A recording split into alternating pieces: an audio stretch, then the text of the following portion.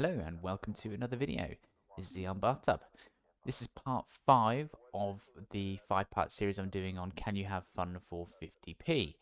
This one is 911 Operator. I'll have a quick read through of the Steam description for you now.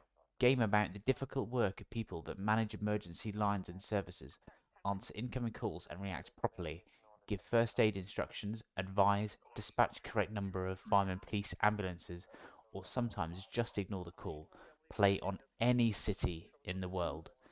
This is brought to you by a developer called Jutsu Games, published by Games Operators, and it has received mostly very positive reviews in Steam to date. So what do you actually have to do in this game then? Well, it's a map, effectively, of any city in the world, as the game describes, and I'll cover the any city thing in just a second, but basically, you are a dispatcher, and you have at your arsenal fire, ambulance, or medical, should I say more specifically, and policing services. Each vehicle is represented by a tile, and those tiles can be moved around by you to accommodate and attend emergencies that come through. For the most part, your emergency scenarios come through as just a notification that you click on. It tells you a bit about what you're doing. So, for example, somebody might have had an injury at work, medical thing where maybe they've sawn through their finger or something like that. It tells you how many people are affected and whether or not you'll need police, fire, or ambulances. And you can make a judgment as to what you need to throw at that particular situation. Other calls come through as, other situations come through as phone calls, and they are an acted narrative. So you start off by answering the call, you have a voice, and the caller has a voice, and you can see the words as they come through subtitled, and they're listed and logged for you.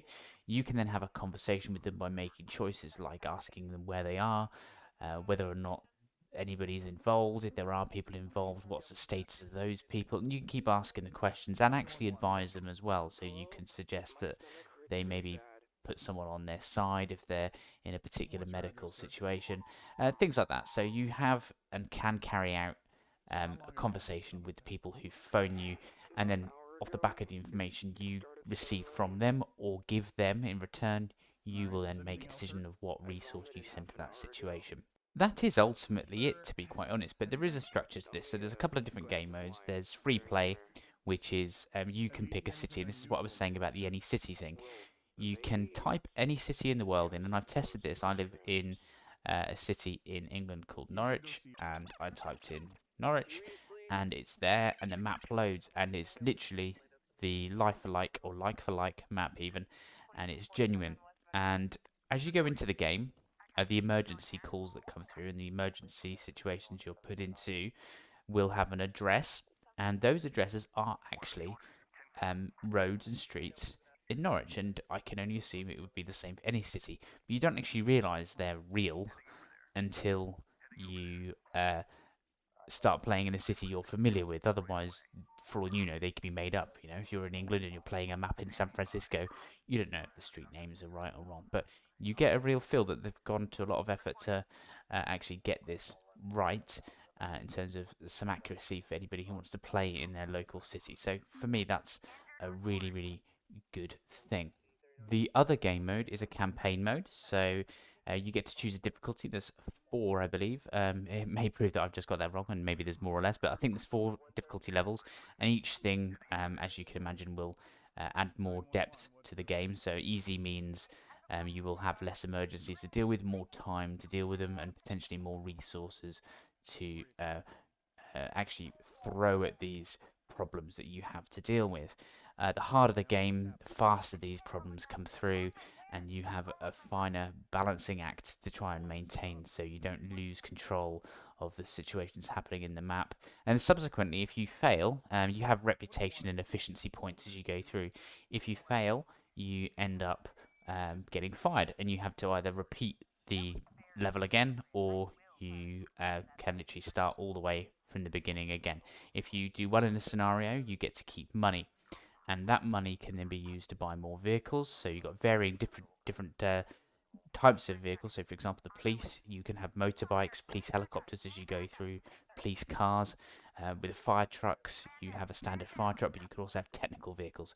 These are all available to you. So not only do you have vehicles, you have to hire staff and associate the staff to said vehicles. And you've also got equipment. So, for example, you've got guns for the police, stab vests for the police, and medical kits for the ambulance staff, or anyone actually can have a medical kit as that example. So you've got to control all of these things and actually manage your units and facilities and what you have at your disposal. That's all controlled by you. So for me, the game is very, very basic. It's a map. Visually, I'm talking about here. It's just a map with some little cards that represent vehicles, and they move off around the map. There's a couple of interface things. There's the units interface on the game, and also the incidents, so you can bring those up at any time. They do work, and it is definitely a good idea to keep your units interface on the screen so you can see what you have available at any one time. Otherwise, you're just going to get very lost. But no, visually, it's very basic, but I don't think that's the point here. What really is some of the voice acting I quite like. Some is a bit cheesy, but you do get a feel that someone's quite distressed. Like some bloke was phoning up, and he found his daughter dead, and there was actually some emotion in his voice, and I thought it did well in capturing the moment there. So although the visuals aren't the best, you can't actually see any vehicles. It's made up for by putting you right into the picture and making you feel like you are actually doing that job. And there is a lot of pressure because when things get busy, it's very, very hard to keep on top of what you need to be doing at any one time. And that's not because the game is failing, it's just because usually you need to improve at the game. And that just comes at a practice level, really.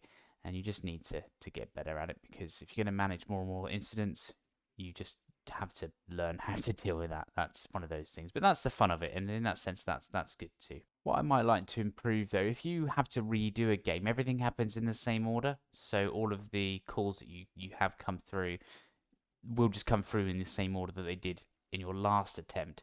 I'd like it if maybe they were mixed up a little bit, so you don't always have the same call in the same order. At least mix the order up a bit so they don't happen in that same sequence, or just use different calls in different attempts. But those calls do differ between levels. So if you succeed and you move on to the next stage, the next map, whatever, then you do get a load of other things. But I would like a little bit more of a mixture if you're having to replay something, because you might end up replaying the same thing several times because it can get quite tricky, certainly on the harder levels. Another thing that I do find that I would maybe want to change is the emergency incidents themselves. So you send, say, for example, some police and some ambulance crews to a particular incident, and it comes up on the interface who's arrived, who they're having to deal with. If you hover over it, it tells you what they're trying to do with them. I find that screen a little bit clunky personally, so I don't think it's too obvious what's happening. You have to hover over things all the time, and you can't reorder what people are trying to do by the looks of it. I think you're supposed to, but I just didn't have much luck with that. But I think technically, looking at it, it doesn't look that good, and it's not that easy to see what's going on. In my view, if you have a unit that's, for example, a policeman, and they're involved in a gunfight with a suspect, your units can get injured, and then subsequently will be missing from the next level. So then, if they're recovering, for example, you would then need to go and recruit more police or whoever was injured. But I do find the initial part where they get injured and you can see what they're doing with the suspects, I think that could be improved a little bit, and I've found myself a little bit lost as to what people are actually doing and how to achieve those particular aims. But again, that might just be me, but I think that is something that could have been improved. Overall, though, this is a pretty good game. There's some good dynamics. It's not the best thing ever, but it's decent. It's got good dynamics. I like the emergency scenarios. Some do get repeated sometimes, but it's not all bad. It's quite easy to work out how to play the game, but very difficult to master. I like the fact that there's multiple difficulty levels, so you can make it easy for yourself or harder for yourself, depending on how you're getting on. And I actually like the fact that you do literally have any map in the world that you would like to play in, any city, any town, that kind of thing. So that for me is really good. I like the progression that's in the game too. So you earn money, you improve your department. for me, that works okay. It's a basic game, but certainly for 50p, totally worth it. Anyway, thanks for watching, and I will see you in the next one. Take care.